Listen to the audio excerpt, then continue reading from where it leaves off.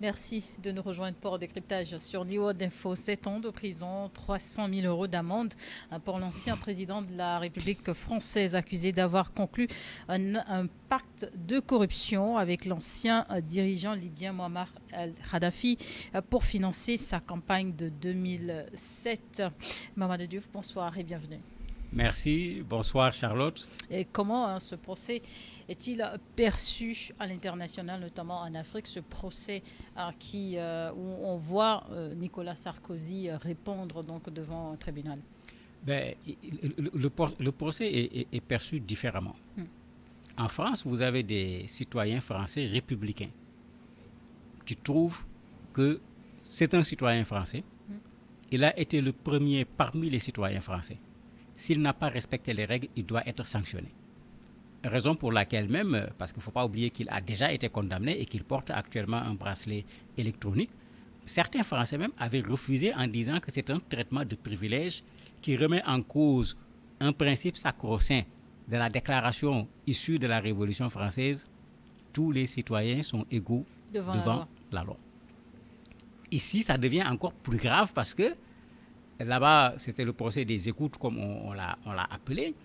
Ici, on est en face d'une situation où quelqu'un qui a été ministre de l'Intérieur, qui envisage de devenir président de la République, parce que c'est ce que le juge dit clairement, a mis en place tout un ensemble de mécanismes pour recueillir des fonds.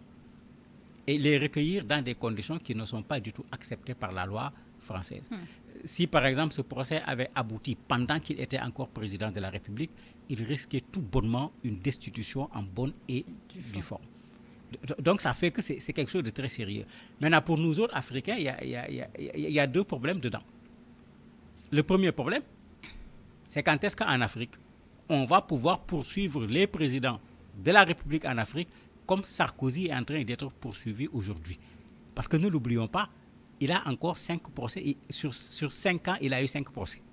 Parce que comme les procès se superposent, les gens ne s'en rendent pas compte. Ce n'est pas un seul procès, il est sur 5 affaires. Il faudrait qu'on puisse avoir la même chose en Afrique quand un président n'a pas respecté les règles. Sur le continent, on a déjà eu un cas en Guinée-Conakry avec Moussa Dadis Camara. Je vais revenir là-dessus, mais il y a un autre élément dedans. Ce n'est pas seulement la question de pouvoir avoir un procès. Nous, il y a un autre regard qui nous intéresse. Est-ce que c'est les Africains qui doivent financer la campagne de candidats européens? Alors que Bourgi a écrit un ouvrage dans lequel il a cité des personnes. Gbagbo a tout récemment reconnu cela en donnant des arguments qui, à mon avis, ne tiennent pas du tout la route. Comment on peut prendre dans nos sous, qu'on nous dit tout le temps que ce n'est pas suffisant pour résoudre le problème des Africains. Parce que quand tu transformes par du CFA pour donner et que ça devienne en euros, mais vous imaginez la quantité qu'il faut donner pour que ça soit consistant, surtout pour une campagne électorale dans ces pays qui se fait à coups de milliards. Et pour moi, c'est là où nous, les Africains, nous devons refuser catégoriquement que nos maigres ressources soient utilisées pour aller alimenter une campagne électorale. D'autant plus que, et c'est ça qui fait le plus mal, comment tu peux participer financièrement à faire élire une personne et qu'après, ce soit cette personne qui fasse pression sur toi, qui t'oblige à faire ou à ne pas faire. Pour moi, là-bas, il y a véritablement un sérieux problème qu'il va falloir résoudre au niveau du continent africain par rapport à cette affaire-là, qu'on ne la laisse pas passer seulement, mais qu'on tire également les leçons pour que demain, qu'on ne nous dise pas qu'on a financé je ne sais quoi en Europe, alors que ce n'est pas à nous de les financer. La logique voudrait que ce soit plutôt le contraire. Le contraire. Et à votre avis, quel avenir pour l'ancien président français après cette condamnation? Je me dis que c'est terminé pour Sarkozy. Comme les gens le savent, il faisait des conférences à l'international. Il était même conseiller au niveau de certains de nos États en Afrique. C'est terminé pour lui. Je crois qu'il l'a très bien compris lui-même parce qu'il a fait une déclaration disant que lui-même, il suspendait ses activités quand il a été condamné à 1 an de prison et que ça a été transformé en bracelet électronique au lieu qu'il ne fasse la prison à bonne et due forme. Il avait compris que ça va être difficile qu'il tienne son discours parce que c'est quelqu'un qui est très direct dans sa façon de s'adresser aux gens. Il a compris que ça ne marcherait pas. Ce recul qu'il fait lui-même montre qu'il a déjà compris avec la première condamnation qu'il ne peut plus être le Sarkozy qu'il a été. Mais avec celle-là, si ça se confirme, parce qu'il faut le dire, ce n'est pas encore une condamnation définitive. Oui, justement, comment est-ce que ce procès va évoluer? Puisqu'on propose 7 ans contre lui, mais je me demande... Pour des faits qui lui sont reprochés. Pour des faits qui lui sont reprochés, je me demande si on doit diminuer, est-ce que ça dépassera 2 ans? Et condamner un ancien président, c'est déjà un véritable problème. Le condamner à 5 ans de prison, c'est autre chose. Mais sans compter que, comme je l'ai dit, il y a encore des procès à venir parce que ce n'est pas les seules questions sur lesquelles il va devoir répondre. En tant qu'avocat, les avocats aiment souvent dire à la partie adverse qui a commis un délit, tu es un délinquant. En fait, c'est un jeu de mots, délit, délinquant. Mais on peut dire que Sarkozy est un délinquant parce que quelqu'un qui a 5 procès en 5 ans, c'est un délinquant. Et il faut s'interroger même au niveau de la France sur qu'est-ce qui prend aux hommes politiques français aujourd'hui. François Hollande, Jacques Chirac a été condamné. François Fillon a été condamné. Lui, il a été condamné avec plusieurs ministres. Mais il y a problème. Où sont les hommes d'État français? Parce que si c'est eux qui sont condamnés de la sorte, essentiellement pour des questions d'argent, et pas seulement du pouvoir, puisque Marine Le Pen est également sous le coup d'une éventuelle condamnation, toujours pour des questions financières. Mais ça veut dire que finalement, si c'est ça la classe politique française, mais la France est en recul de façon extraordinaire. Sur la scène politique, est-ce qu'il a encore de l'avenir, Nicolas Sarkozy? Malheureusement, c'est quelqu'un qui avait encore de l'avenir dans son parti. Si vous regardez les dernières actions de Macron, malgré les problèmes qu'il avait sur le plan juridique, dans le choix des premiers ministres, on écoutait son avis. Et il s'était prononcé sur non, pas celui-ci, oui, ça peut être celui-là. Mais plus ces procès vont évoluer, plus il va être condamné, surtout que sur ce procès libyen, il a fait le jeu d'un avocat et d'un homme de médias. Quand vous suivez le procès, il est un vrai avocat là-bas qui reconnaît quand même qu'il y a eu des fautes et qui essaye d'amoindrir les fautes. Alors que quand vous le voyez lui-même sur les médias, mais c'est quelqu'un qui parle de conspiration, de quelque chose qui ne repose sur absolument rien, alors que tout le monde sait, parce que ça, il faut féliciter de façon extraordinaire nos confrères de Mediapart qui ont soulevé le problème et qui l'ont suivi et qui ont réussi à sortir des documents en bonne et due forme qui retracent de l'argent qui est passé par les banques, qui retracent des choses qui sont des preuves incontestables. D'ailleurs, c'est ça qui a cloué l'ancien président au niveau du tribunal. Il y a des choses qu'on a projetées sur les écrans pour lui dire voilà telle chose, mais il n'était pas en mesure de faire autre chose que de reconnaître qu'il y a problème, en essayant parfois de noyer un peu ses collaborateurs pour sauver sa propre tête. Donc franchement, je ne vois pas celui-là avec un avenir politique dans un pays où on voudrait que la bonne gouvernance soit la règle. Et est-ce qu'il y a des répercussions sur les relations entre la France et d'autres pays, notamment la Libye? Mais bien sûr, il y a déjà eu des répercussions. Puisque ce que les gens oublient, celui avec qui ils avaient beaucoup travaillé sur ce complot, comme dit le juge, c'est Abdallah Senoussi. Pour vous dire comment nos politiques sont dangereux. Abdallah Senoussi a été accusé par la France d'être responsable d'un certain nombre d'attentats contre la France. Et vous imaginez, celui-là que la France devrait attraper, juger, condamner, c'est celui-là qui était l'homme de Kadhafi dans cette affaire louche avec Sarkozy. Et quand souvent ils allaient en Libye, les Brice Hortefeux et autres entourages de Kadhafi, de Sarkozy plutôt, c'est lui qu'ils étaient en train de rencontrer. Ça avait déjà posé un problème au niveau de la diplomatie française où les gens se plaignaient en disant mais où est la logique? Quelqu'un qui a tué des Français, c'est avec lui qu'on va négocier dans de la corruption, dans de la recherche d'argent. Et quand on va, celui-là, on lui donne de l'importance. Il y a une certaine reconnaissance d'un criminel, entre guillemets, de Français qui devient finalement un interlocuteur en bonne et due forme. Et ça avait soulevé des débats, les diplomates de carrière surtout, s'étaient offusqués par rapport à cette attitude quand on a vu la place qu'il a occupée dans cela. Mais pour moi, c'est toujours la même réflexion.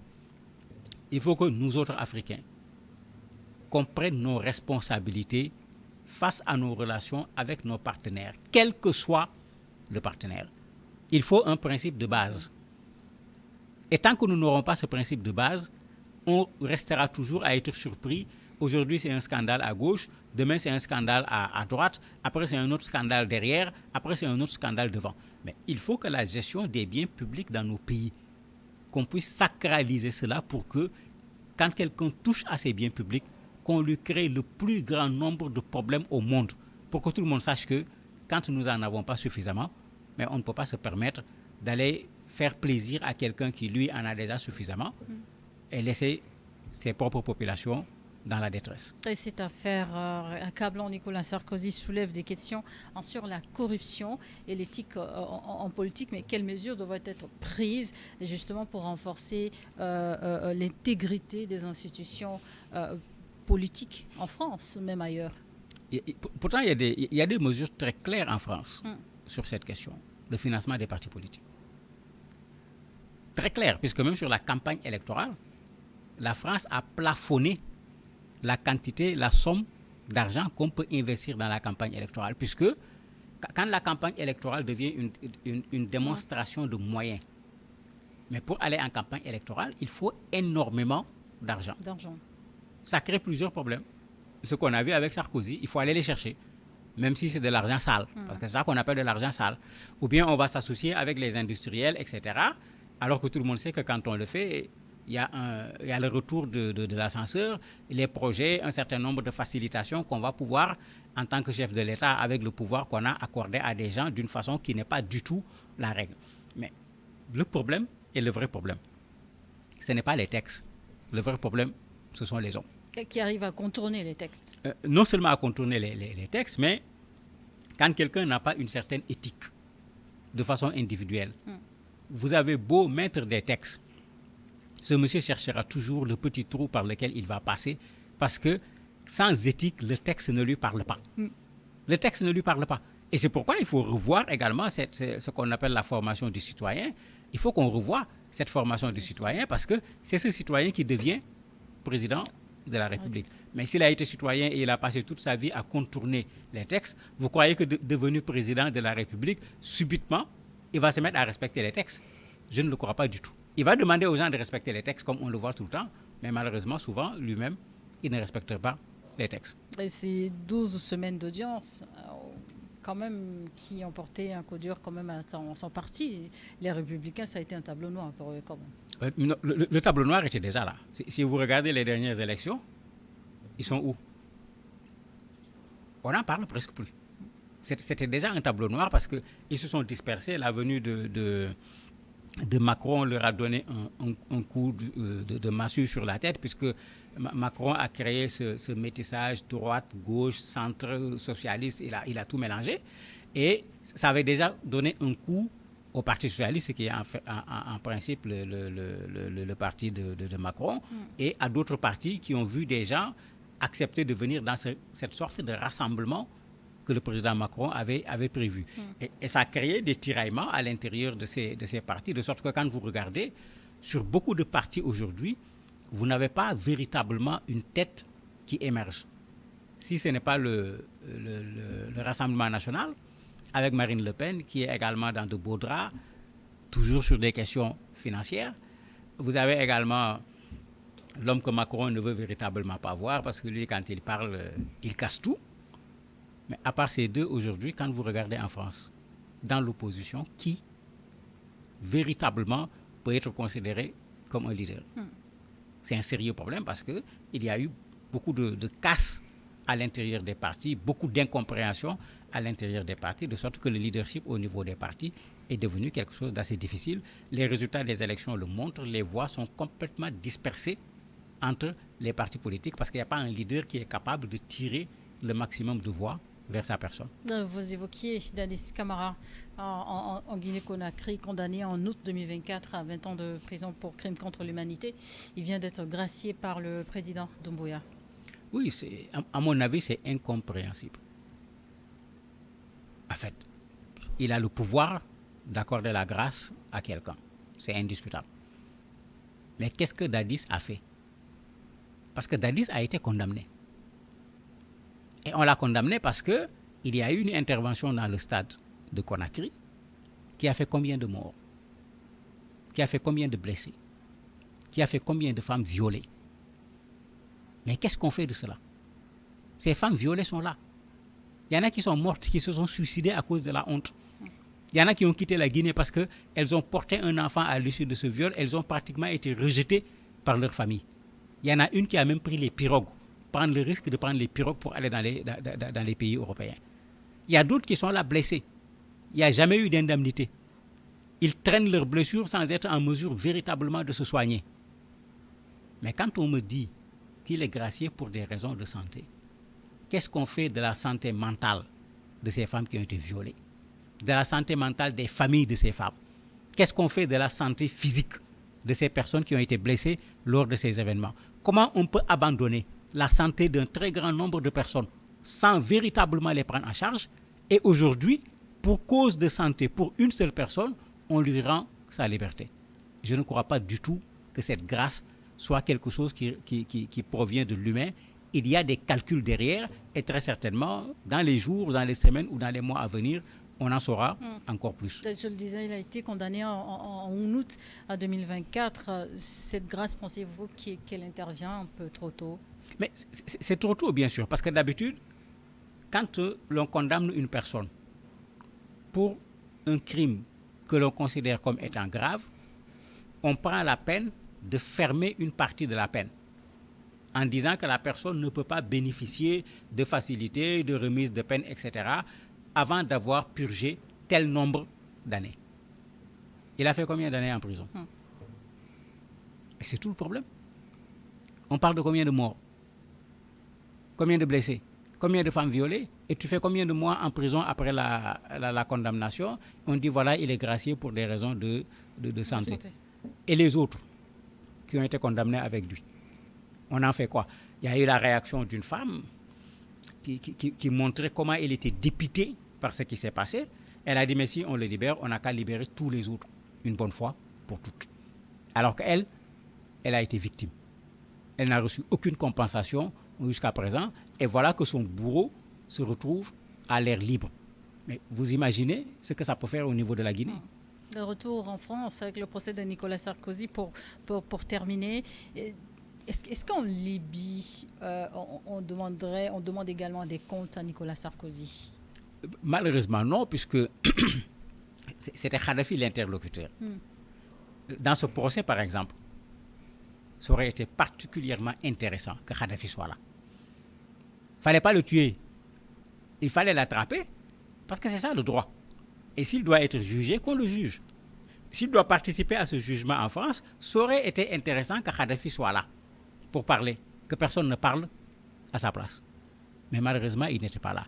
En Libye, s'il y a quelqu'un qui devait être jugé également, c'est Kadhafi pour avoir utilisé les deniers du pays pour donner à la France. Mais on ne peut pas poursuivre quelqu'un qui n'est pas vivant. Le droit ne poursuit pas un mort, on ne tire pas, comme on dit, sur un cercueil. Mais ça reste quand même un élément sur lequel les Libyens doivent pouvoir tirer des leçons, parce que malgré une certaine adversité, soi-disant, avec la France, malgré une certaine adversité, soi-disant, avec les États-Unis, en dessous, il y avait une coopération qui se faisait avec ces pays qui avaient pourtant, à un certain moment, obligé les pays africains à mettre Kadhafi sous embargo. Tirons les leçons de l'histoire.